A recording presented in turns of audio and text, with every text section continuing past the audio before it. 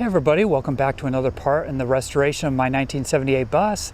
And in this one, we are finishing the wheels finally. The last part of this restoration of the exterior, and the only reason for that is because I've needed to roll it in and out of my garage constantly.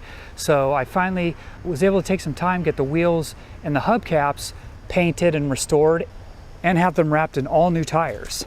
Stay tuned to see how I did it. I have it outside on blocks here, and all the wheels are off because this might take me a few days.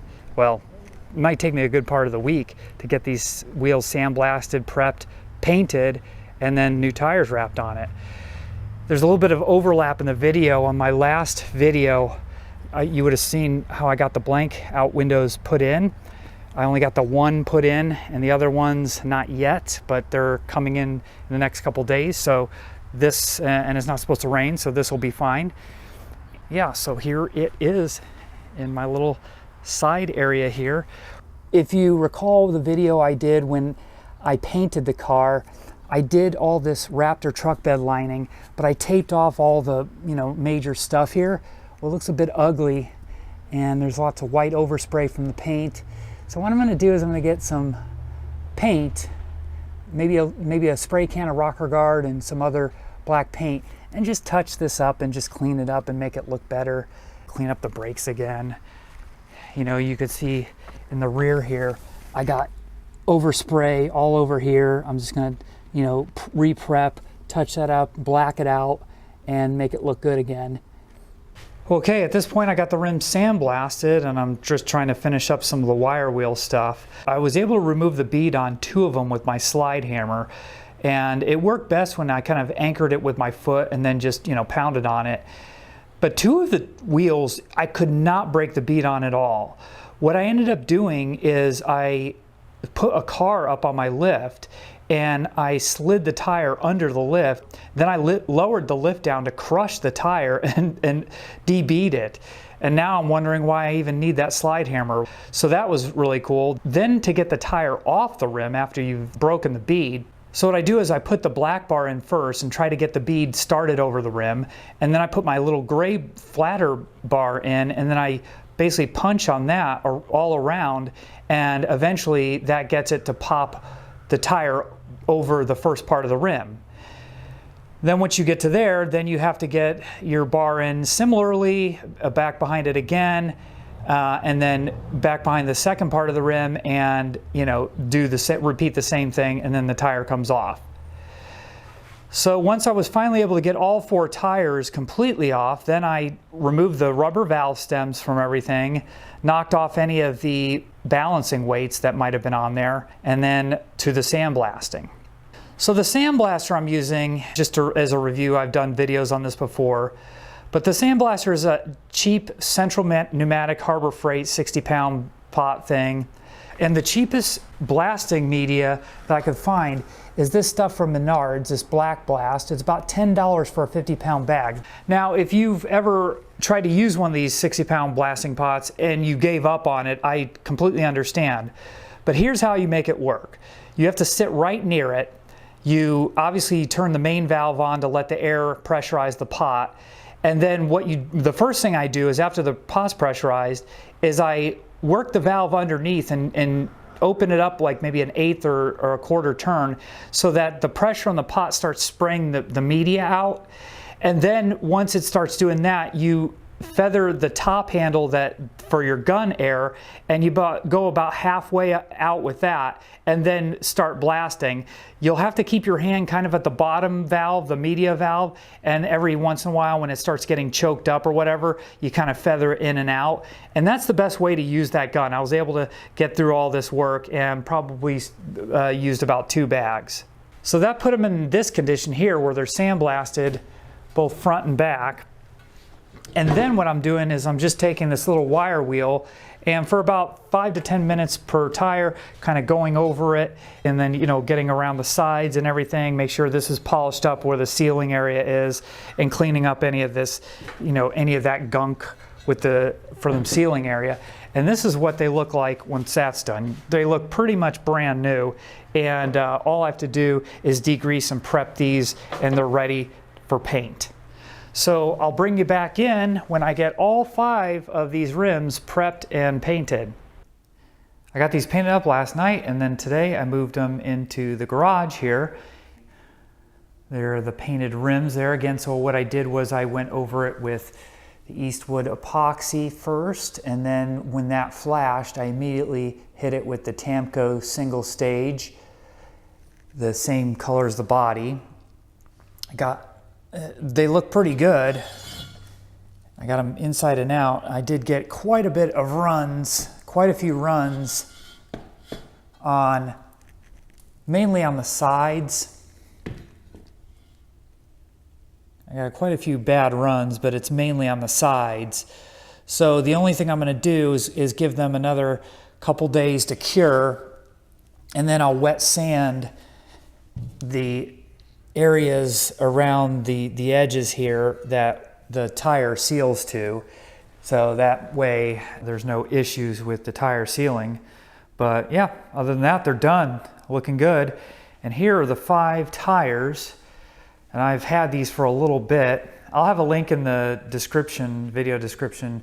These are the Hankook Vantra LT rated tires. They're 185/14. I don't know why it doesn't provide that width number there, or whatever, that middle number, but I think they're 185/75 or 185/70. I'm not sure. This is a pretty standard tire to put on the buses.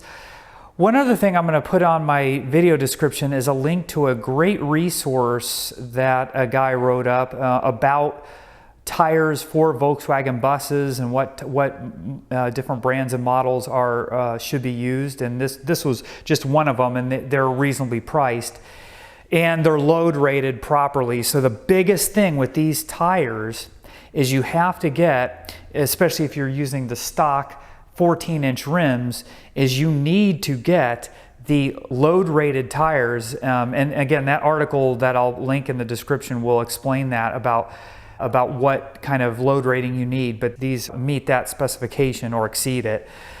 And like I said, they're reasonably priced. I think Amazon, at the time, I think I got them for about $115 a piece, but I think they're probably higher now, maybe $125, $130, but still reasonably priced. So I'm going to take them to a local auto shop, a tire and auto shop that's just a block away from my house, and have them mount and balance them. And once I get them back, I'll put them on the car and show you how they look. All right, I got to pull back into the garage, and as you can see, the wheels are back on and they are finished. Looking pretty good. I've even got the spare. So we now have all 5 of our rims painted and wrapped in new tires. I also have been working a little bit on the hubcaps. Basically all I've gotten done so far is I kind of sandblasted them, scuffed up the chrome, and then epoxy primed them. Maybe it's been 2 days. The thing about epoxy primer is you really can't sand it for at least 3 days. I think I would wait like 4 or 5 days before it's even close to being sandable. And most of the time you're not really doing body work on it. If you want to do body work, use a high build primer, don't use epoxy primer. But for this kind of thing, this will work fine. There are some dents and stuff in these. I may put a little bit of filler on them. Yeah, I mean, they're not perfect by any means. And then I'll shoot them with my single stage gray accent color paint. Okay, so I'm coming back. I've got the wheel off here. I'm gonna start cleaning up and masking the brake line off. And I'm just gonna do a little bit of touch-up work on the black for the wheel well there. And yeah, so basically what I'm gonna do is, if you see there's my amateur paint job, I got white overspray on the shocks and on the outer parts of the trailing arm and main beam there. And I also, when I did the Raptor truck bed lining all inside here, I basically did a quick tape off job, and you can see that it kind of ends right there and there's more overspray. For the most part, this black is POR 15 rust encapsulation that I just applied right to the chassis, the bare metal. I just need to finish top coating it. So the products I'm going to use is I'm going to use this Duplicolor rocker guard. Now this is basically just like the Raptor truck bed lining. It's probably not as good, but this has that texture black paint. And originally when I did it with the Raptor stuff, I used the Schutz gun, and imagine with the big 1 liter bottle attached to it, it's not as accurate and easy to get in because the bottle is hanging off of it and you can't always kind of get where you need to. So I figure rather than buying the Raptor, I'll just buy this, and I'll be much more accurate and able to spray it around where I need to without having to mask everything off. Then on anything that's flat, I have this gloss black. You know, I've used this on a lot of stuff, this Rust-Oleum high performance enamel, and I'll just do like the overspray on the shock and the parts that don't need to be textured. So yeah, let me just give you a quick light up of that's the before, and then I will give you an after. Yeah, it's a little bit better. At least the shocks in that area are blacked out again.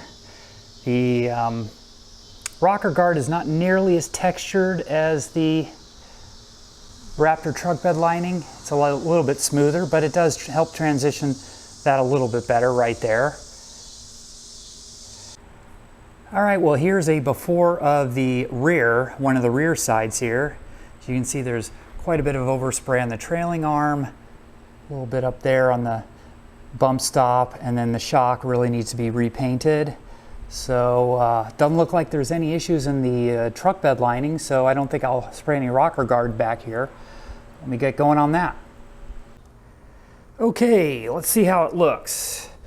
Yeah, the shock looks a lot better. And yeah, the outside of that torsion tube is now all black. I'm liking that. That looks better too. So yeah, very good. Now on to the next side. Well, I'm not going to show that because it's just more of the same. So let's take a walk and let's go see the paint room and see how our hubcaps are looking.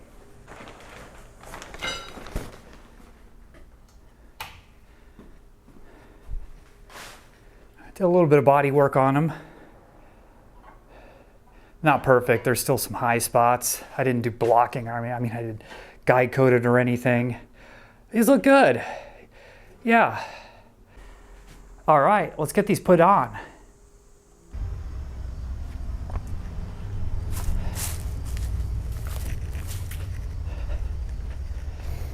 Here we have the finished wheels, and I just wanted to kind of do a walk around of the whole bus, give a broad shot there. So you can see the gray ties in the front a little bit better.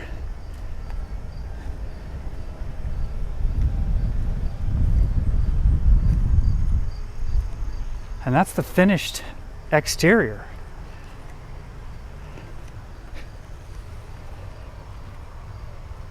There it is. We are done. Well, if you look at my whiteboard, I moved all my lists down here, and you notice that my restoration list is very brief now. Basically, all that's left to do is finish and adjust brakes and adjust a bunch of things, tighten down things, normal maintenance stuff. Probably no more videos on this. We're probably essentially done with the restoration with regard to the exterior. So what's next? Well, we still got the EV conversion, which is on a different playlist, but I'll be putting out videos for that. We'll be going hard on this. I want to get this done.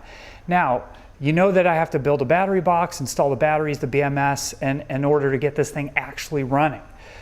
But one of the things I've been holding off on is the parts to buy here, the battery pack, the BMS and everything, but look at these check marks. So this is a little bit of foreshadowing that's coming up. I've got the batteries, I've got the BMS, I've got a state of charge gauge. I also had to buy a new charger and DC to DC converter, and I'll explain why. So exciting stuff to go into the EV conversion and get this thing going in the next couple months. So that'll be really nice. And then also I'll be doing some more interior build out and other upgrades. If you're not subscribed to my channel and you're not following along, please do so now. Stay tuned. So a lot of exciting content coming your way. Talk to you later.